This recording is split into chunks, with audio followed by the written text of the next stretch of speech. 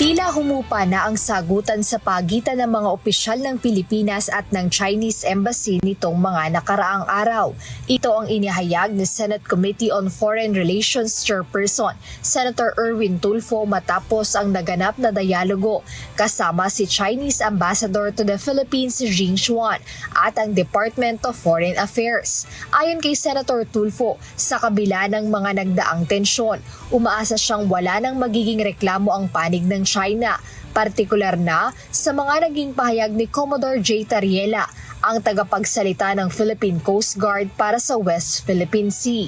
Mukhang tumahimik naman na this past few days. So napansin naman natin wala nang sagutan between us at saka dun sa grupo ng Chinese Embassy.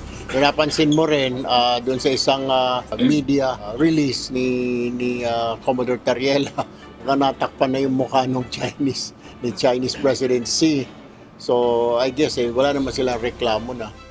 Sa naturang pagpupulong, binigyang linaw din ng senador ang umiiral na sistema ng demokrasya sa Pilipinas. Gayon din ang pagkakaiba ng tungkulin ng mga sangay ng ehekutibo at lehislatibo.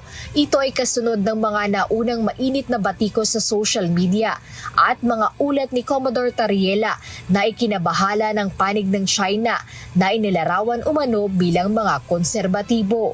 I was telling them na meron tayong freedom of speech dito. It's under democratic process. So sabi ko, kahit mga leaders natin dito, sinusunog yung mga effigies, sana yung mga tao. Siguro sa kanya lang, we just have to understand, medyo sila conservative. Kasi sinasabi din ng kabila na ba't sa ibang bansa, bawal ka magsalita laban doon sa example, yung sa King of Thailand. Pag gano'n, makukulong ka.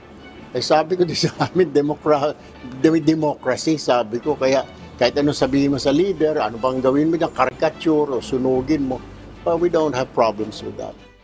Samantala, ibinahagi rin ni Senator Tulfo na kabilang sa mga natalakay ang inaasahang kooperasyon sa pagitan ng Philippine Coast Guard at Chinese Coast Guard. Binigyang diin ng senador ang layuning makabuo ng isang Memorandum of Understanding upang sa halip na mauwi sa tensyon ay mapagtuunan na lamang ng pansin ang pagsasagawa ng joint activities sa naturang lugar.